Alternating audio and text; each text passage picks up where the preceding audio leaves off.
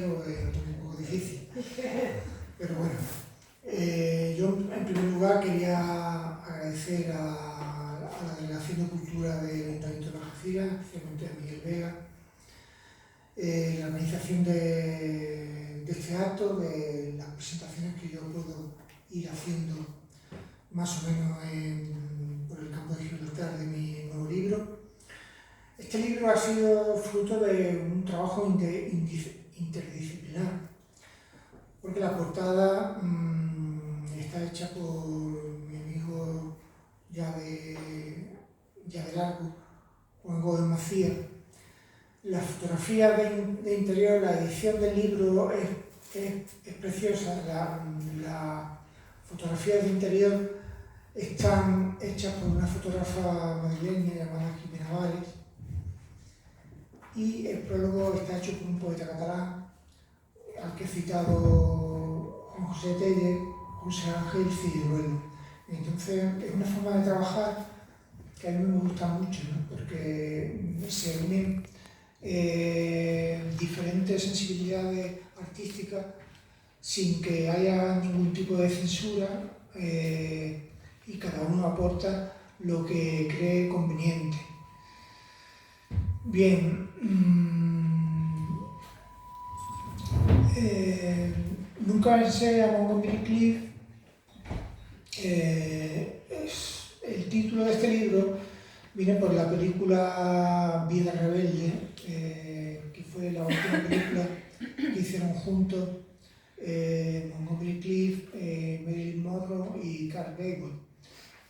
Esa película yo la califico como una de mis películas fetiches. O sea, ¿qué quiere decir eso? Son películas que veo mínimo una vez al año, normalmente más, porque encuentro esa especie de decadencia que hay en todos los personajes que hacen esa película.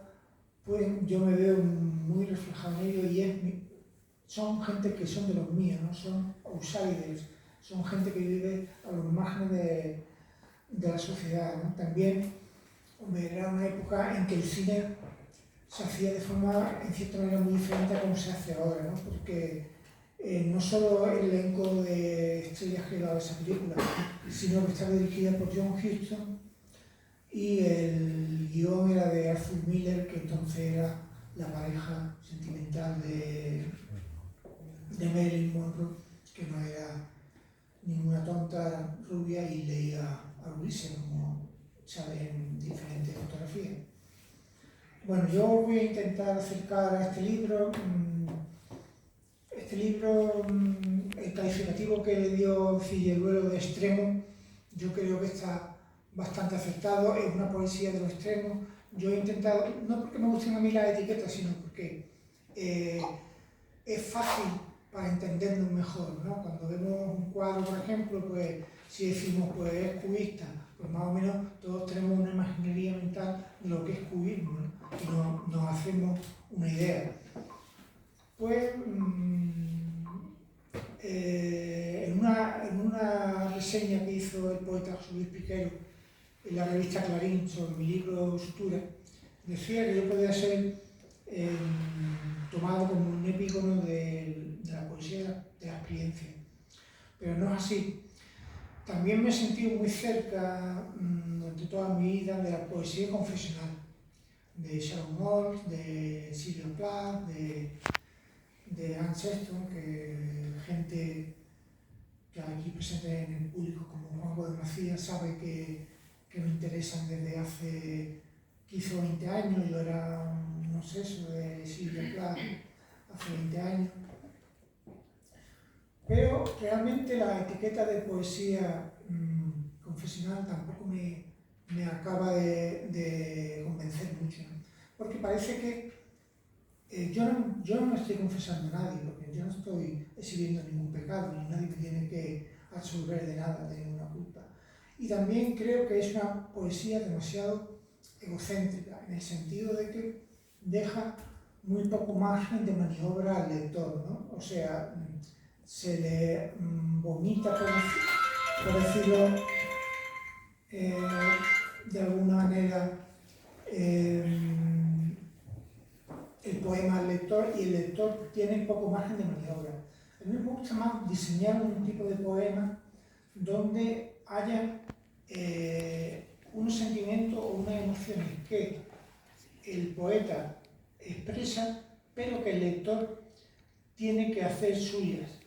Que el poema es una especie de teatro donde suceden cosas y es un lugar de punto de encuentro. Yo creo que es el tipo de poema que a mí más me ha interesado durante... Les explicaré luego por qué Ismael Cabezas en una película con Montgomery Clift y Jane Russell. Desde que conocí la poesía de Ismael Cabezas, siendo él veinteañero, presentí que existía un extraño hilo que unían a sus versos con los míos. Siempre existieron diferencias estéticas entre ambos, pero nos relacionaba una misma atmósfera, una sorprendente vinculación en las temáticas, en los mitos que compartíamos, la música, el cine, fundamentalmente, a pesar de que nos distanciaban 10 años de diferencia. En cierta medida, su lírica y la mía partían de una misma base, la de la generación del 50, revisitada por la llamada otra sentimentalidad, pero entrecruzada con la llamada generación de la palabra, la de los novísimos. Esto es la misma impronta que había guiado a otros poetas predecesores, también en esta comarca perdida de las grandes autopistas literarias. Así, se podrían citar 4 nombres esenciales en mi generación y en sus aledaños, lo de los algecireños Rosa Romojaro, Manuel Jesús Ruiz Torres, una parte troncal de la obra de Luis Carlos García Gutiérrez y la vigorosa esencia de Ángel Mora, a quien me atrevería a señalar como una de las principales voces de su tiempo, a pesar de su discreto confinamiento en estas listas. Si en los años 80 el linense José Lupi Áñez ejercerá en la distancia un cierto magisterio estético, al campo de Gibraltar llegarán escritores como Manuel Naranjo, vinculado como yo mismo al Grupo Bahía de Manuel Fernández Mota, Antonio Sánchez Campos y Daniel Florido, o a Flor de Tintero de Domingo Mariscal y José Chamizo. También Domingo F. Fairde, que firmará aquí sus libros más reconocidos y reconocibles, el gibraltareño Trino Cruz o Juan Gómez Macías, que junto a sus piezas plásticas incurre en una poética personalísima y promueve desde San Roque el aula de literatura José Cadalso, sin la que no tendría explicación la realidad literaria de la zona durante 3 décadas. Al mismo tiempo, también cabe subrayar la aparición de voces femeninas de tanto interés como las de Inmaculada Visuara, Soledad Iranzo o Paloma Fernández Gomar, aquí presente. De esa base partimos. Ismael Cabezas se dio a conocer con otros autores emergentes de su tiempo, como Ángel Cadelo, Sergio Barrocal o César Ardana, entre otros, así como los narradores Juan Luis Romero Peche, José Eduardo Romay, José Villalba, Miguel Guerrero, José Reyes Fernández o Kiko Fuertes, entre muchos otros. Hasta entonces, en gran medida, la vida literaria comarcal se reducía a sus estrictas fronteras geográficas, lo que en algún momento convirtió en anacrónico a algunos de sus referentes pretéritos. Esa nueva generación traspasa dichos límites y se entrelaza con los movimientos eclécticos que han ido surgiendo en la Andalucía de las últimas décadas, desde el canon de la poesía de la experiencia a la poesía cuántica o el eclecticismo actual. Miembro ahora del Instituto de Estudios Gibraltareños, Ismael Cabezas nació en la línea de Concepción en 1969 y, como se ha dicho por parte de Miguel Vega, estudió graduado social en la Universidad de Granada en una época en la que esa ciudad era el epicentro andaluz de todas esas corrientes que he citado.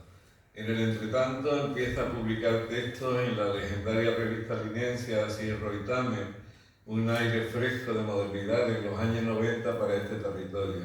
Su nombre aparece en otras publicaciones como Cuaderno Ático, El Coloquio de los Perros, Cuadernos de Humo, Estación Poesía y Caravana Cine, entre otras. También en diversas antologías como Cónclave de Náufragos, publicada por la Universidad de Cádiz en 2000. En su bibliografía personal, desde 1999 hasta hoy, La herencia bastarda de los días, Breve tratado de melancolía, En mitad de ninguna parte, El otoño del solitario, Paisajes para un ciego, Música que escucharé cuando hayas muerto, Sutura o Pisadas en la nieve sucia. Con frecuencia me dedica poemas que yo recibo y percibo como un guiño de complicidad, como las luces de un faro que a lo lejos saluda a otro para no hundirse a ambos en la tormenta.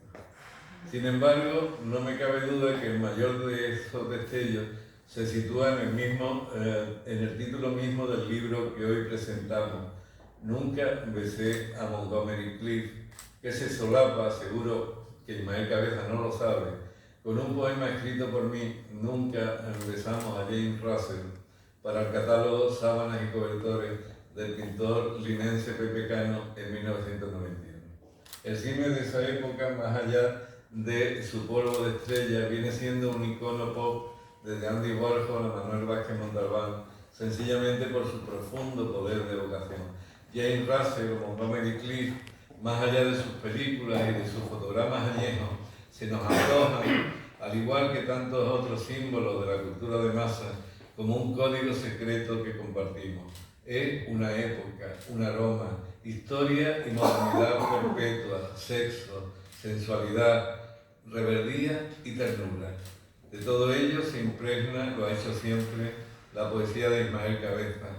En este último libro, editado por Polinea en su colección El Libertador, hay otro puente común, el del prologuista José Ángel Figueruelo, con quien compartí versos junto a Manolo Ruiz Torres, Concha García o Berto Stabile en la Valencia y el Madrid de los primeros 80. En su prefacio apunta otro elemento, Figueruelo apunta otro elemento de interés para enjuiciar este libro y los anteriores de Ismael, el del genius loci, el territorio que le define y que nos define. Cabría, escribe Figueruelo, cabría en su conjunto concebir la obra de Ismael Cabeza como el desarrollo de una poética del extremo, escritos en un lugar geográfico extremo, azotado por la climatología. La belleza, que eres tan ingenuo que con un puñado gastado de palabras pretendes remedar todo el dolor que causas, que a tu edad, bien pasados los 50, esa pose de extraño, raro y decadente, con esas ridículas camisetas de Smith que vistes, ese personaje que has minuciosamente cultivado, cuidando hasta el más ínfimo de los detalles, en esta ciudad olvidada por todos, a quien nadie importa, es simplemente ridículo y patético. Es que eres incapaz de ver el horror y espanto que es tu vida entera y que nunca nadie jamás volverá a quererte y que morirás solo y olvidado entre un puñado de mediocres poemas que nunca nadie recordará.